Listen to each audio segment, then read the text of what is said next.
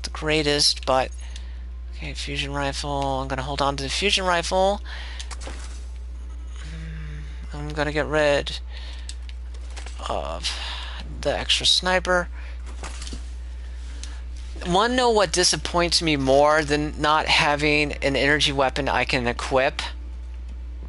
I can't pick weapons off of the ground that enemies have dropped. That cool little wave beam gun that you've seen the enemies use, you can't pick that up.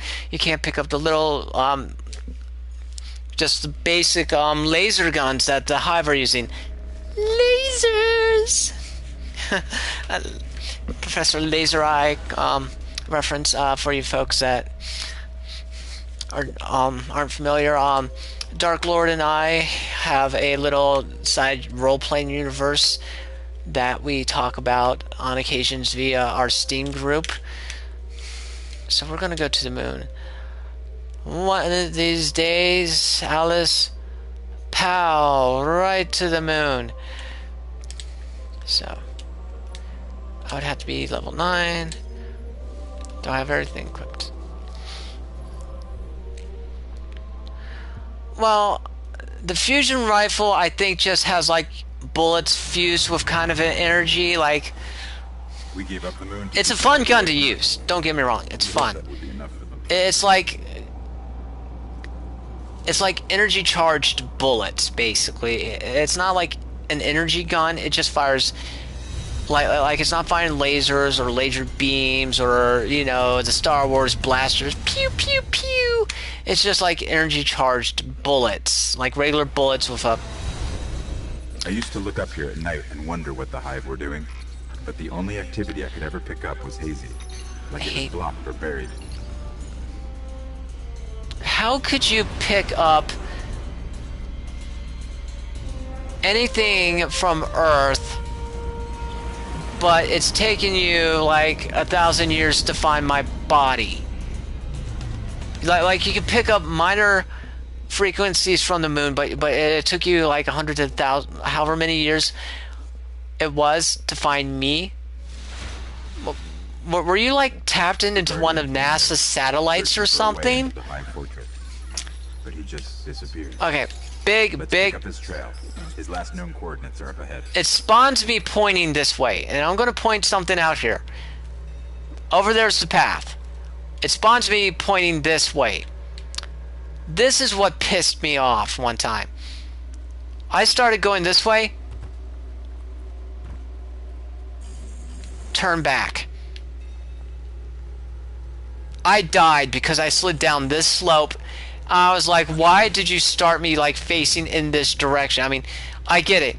And this is actually pretty cool. You get to see this really bright Earth. You get to see this satellite. You get to see this really nice nebula. Another nebula. That is the only reason you get started pointing this way. But if you go this way, if you don't pay attention to that minimap, you fall into that crater and you die. And I'm the kind of airhead that doesn't always pay attention to minimap. Also, each map you have to reconnect to the thing to get your ghost, or not your ghost, your little speeder thing, which makes sense. It's a little annoying, from an unknown fallen but house. And at least you don't have to do it. You don't have to wait until like the 3rd level like you do on Earth to get it, but. See, the game pretty much falls into this whole, you go here, scan a couple things, then you go into an area that's restricted by the darkness, kill things, activate your little robot, kill things. It is extremely repetitive. Now, I'm not saying there aren't shooters out there that came before it that weren't repetitive. I mean, Fear. The Fear series is extremely repetitive. He was looking for the remains of an old colony base. But it had a... But what the graphics were a little weird on that one, like a little slightly dated. I wasn't running on a great computer or anything back in the day. This is a scout rifle, by the way. It's single shot, really nice for distances. Usually you can unlock some really awesome scopes for it. Very good weapon for basically longer range combat if you want like pinpoint accuracy. Really good for headshots. But actually I'm gonna go over here. So all these rooms here will look the same on this map. But anyway, I was talking about Fear. Fear had a really engaging horror story that also relied on a ton of jump scares to tell its story. And it told a story. It was creepy. It was unnerving. The AI was really good. I mean, it's a bit better than this in my opinion, a good bit. And that's where they excelled. They knew their strengths. They knew what their strengths of their game would be, and you could tell it in the core game.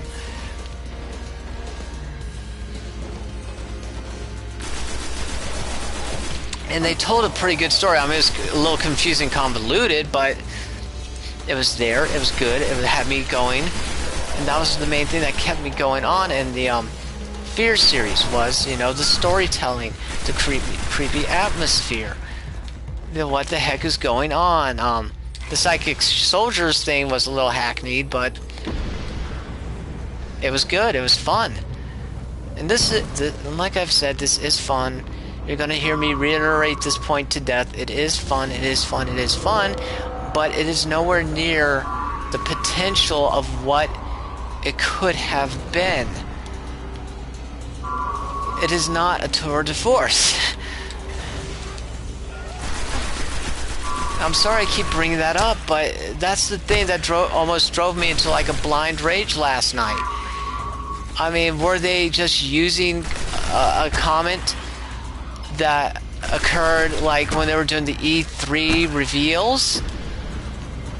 Did the reviewer get to play a different game than this?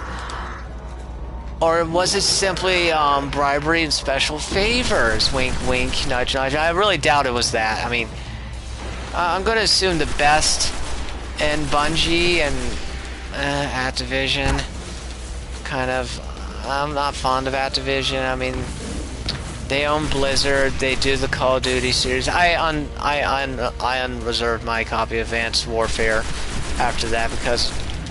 or not after that, after playing this, because this was just so disappointing and I don't want to give them any more money. I don't reward bad games, basically. I mean, or... And this isn't, like, super bad, it's just you start to see real quickly in the repetition that really plagues it. I mean, there are other major issues too. Like, there is major on-disc... Well, not major on-disc DLC, but there's on-disc DLC that's not released yet. And don't get me wrong, I understand having, like, timed events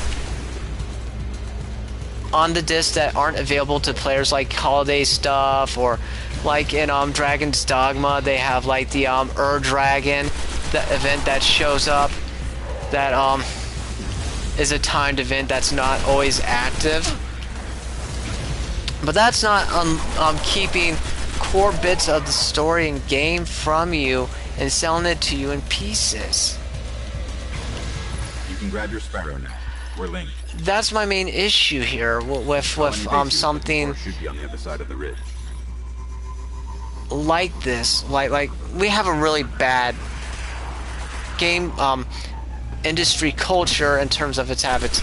See, like, you can't unlock one of these. You can well, you can't hijack them either, but like, you can kill the guy on them and take them. That's how you hijack them. You used to be able to hijack rides in Halo. That used to be really cool. I can kind of sort of understand why in this game maybe it would have been a little troubling to try and program that in. There was some glitchiness in the Halo games when you try to hijack stuff at times. I'm going to check this cave here. It looks like all the caves on Earth almost. I'm going to look in that other cave too. Yes, I'm getting on this to drive like not even 100 feet. Just making sure I'm getting all the loot, because good loot is awesome.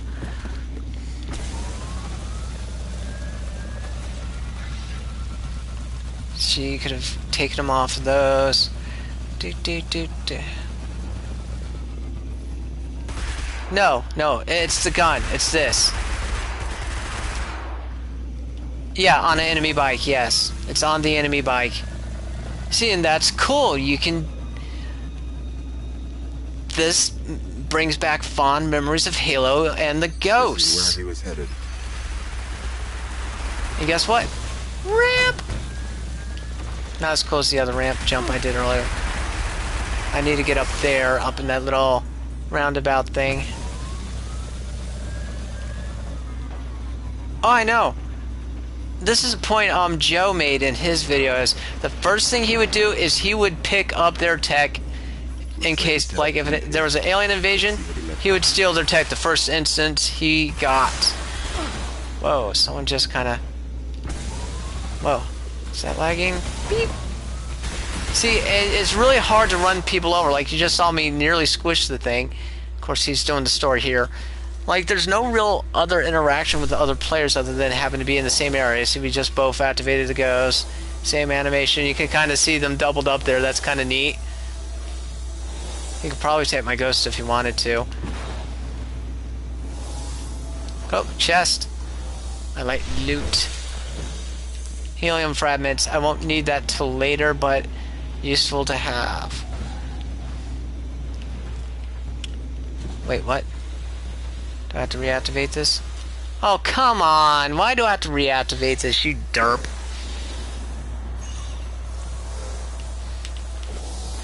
His notes.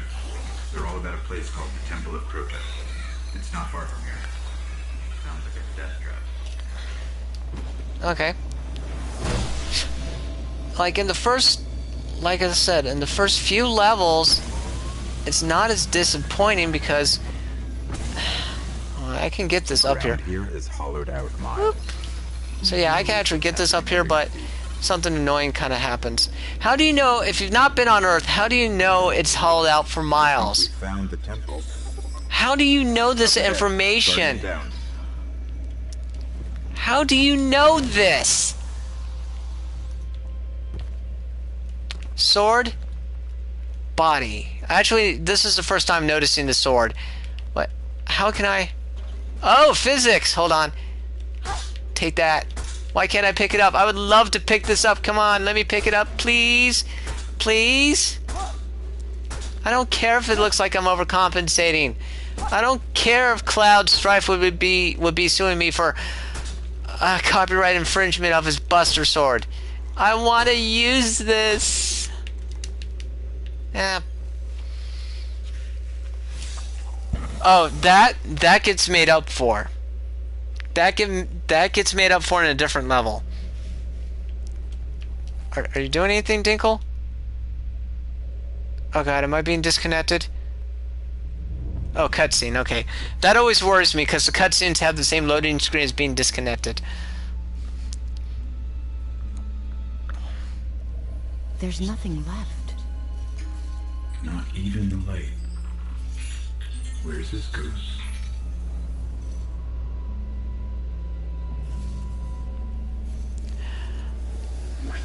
There's a door, big door. A mysterious stranger. Dun dun dun. Dun dun dun dun dun dun dun dun dun dun dun dun dun dun dun dun dun dun dun dun. The stuff is happening. Doo doo doo doo doo doo doo doo doo doo doo doo doo doo doo doo.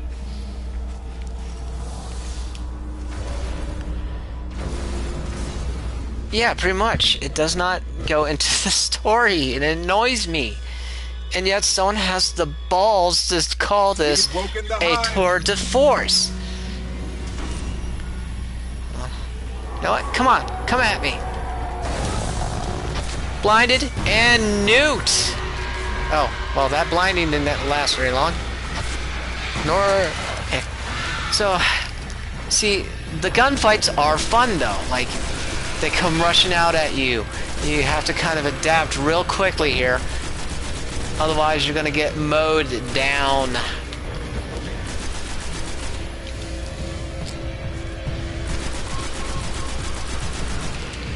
Yeah, they expect you to go to the website for all the information. And again, for the purposes of this